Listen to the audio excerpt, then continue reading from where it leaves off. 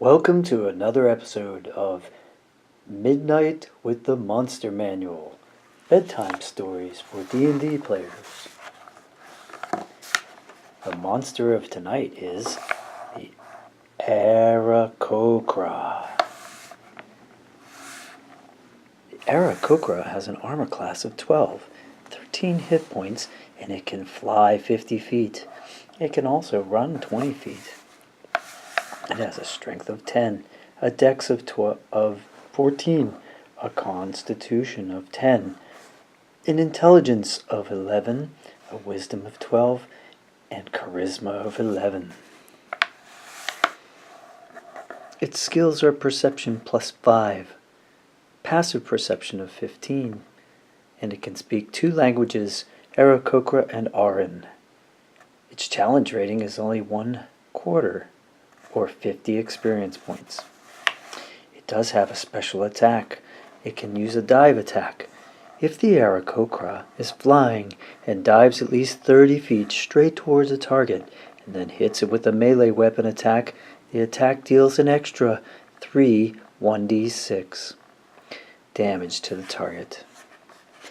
It can take special actions. It can use a talon attack as a melee weapon attack, plus 4 to hit. Reach of 5 feet, 1 target. It hits at 4 damage, 1d4 plus 2 slashing damage. Also carries a javelin. Melee or ranged weapon attack, plus 4 to hit, reach 5 feet, or range 30 or 120 feet if thrown. 1 target. Hits 5 damage points. 1d6 plus 2 piercing damage.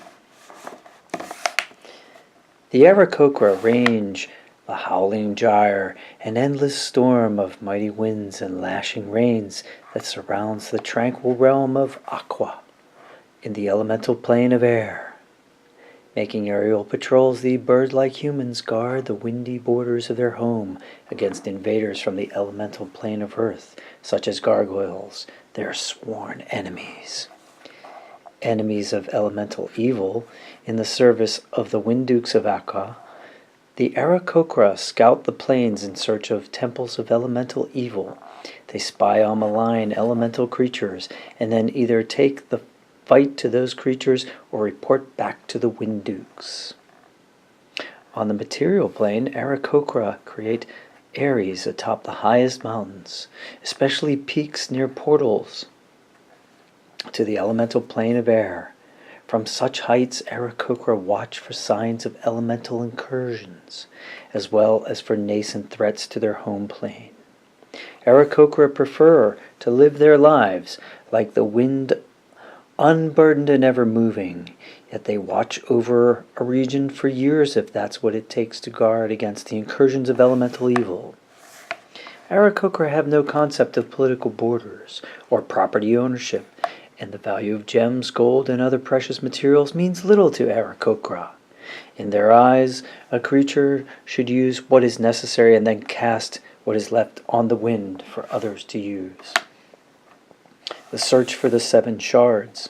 The Winddukes of Akka come from a race of elemental beings called the Vati, which once ruled many worlds.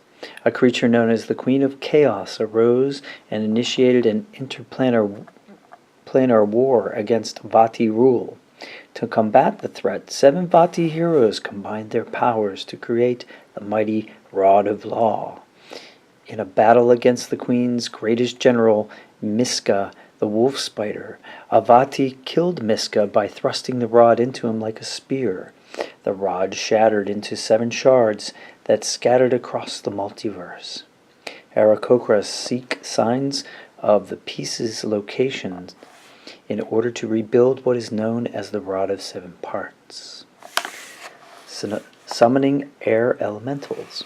5 Aarakocra within 30 feet of each other can magically summon an air elemental. Each of the 5 must use its action and movement on 3 consecutive turns to perform an aerial dance, and must maintain concentration while doing so, as if concentrating on a spell.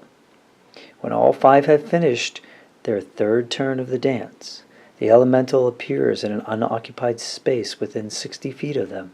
It is friendly towards them and obeys their spoken commands. It remains for 1 hour, or until it or all its summoners die, or until any of its summoners dismisses it as a bonus action. A summoner can't perform the dance again until it finishes a short rest. When the elemental returns to the elemental plane of air, any Aarakocra within 5 feet of it can return with it. And that was tonight's monster from the Monster Manual. Sleep well.